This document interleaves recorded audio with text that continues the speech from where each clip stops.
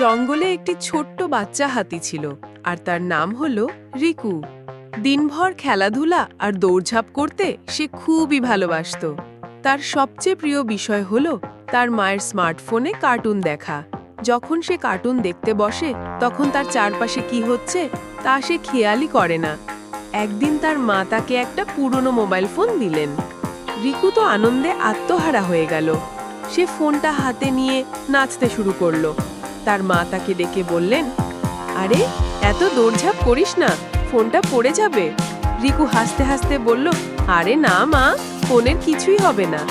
রিকু তার মোবাইল ফোনটা হাতে নিয়ে দৌড়াদৌড়ি শুরু করে দিল। তখন সে কার্টুন দেখতে দেখতে এদিক ওদিক ছোটাছুটি করছিল। দৌড়াতে দৌড়াতে হঠাৎ সে একটা গাছের শিকড়ে তার পা পিছলে গেল। রিকু ধপাস করে মাটিতে পড়ে গেল আর তার হাত থেকে মোবাইল ফোনটা ছিটকে দূরে গিয়ে পড়ল। ফোনের স্ক্রিনটা ভেঙে টুকরো টুকরো হয়ে গেল। রিকুর মনটা খুব খারাপ হয়ে গেল।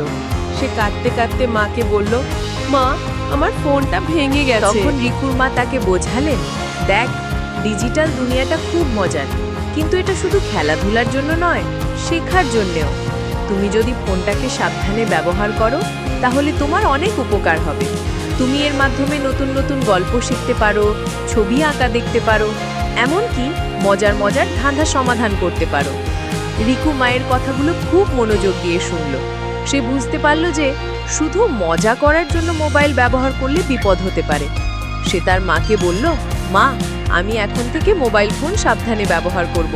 আমি আর দৌড়োদৌড়ি করব না, শুধু শেখার জন্য দেখব। রিকুর মা তাকে হাসি মুখে কাছে টেনে নিলেন এবং তার হাতে একটা নতুন মোবাইল ফোন দিলেন। এবার রিকু আর দৌড়ঝাঁপ করল না। সে একটা শান্ত জায়গায় বসে মনোযোগ দিয়ে কার্টুন দেখতে লাগলো। কিন্তু এবার তার দেখার ভঙ্গিটা ছিল ভিন্ন। সে কার্টুনের মধ্যে নতুন নতুন জিনিস খুঁজতে লাগলো। সে দেখল কার্টুনের একটি চরিত্র কিভাবে কঠিন সমস্যা সমাধান করে। রিকু সেই বুদ্ধি খাটিয়ে নতুন কিছু শেখার চেষ্টা করলো। এরপর থেকে রিকু স্মার্টফোন ব্যবহার করে শুধু আনন্দই পেল না, অনেক কিছু শিখতেও শুরু করলো।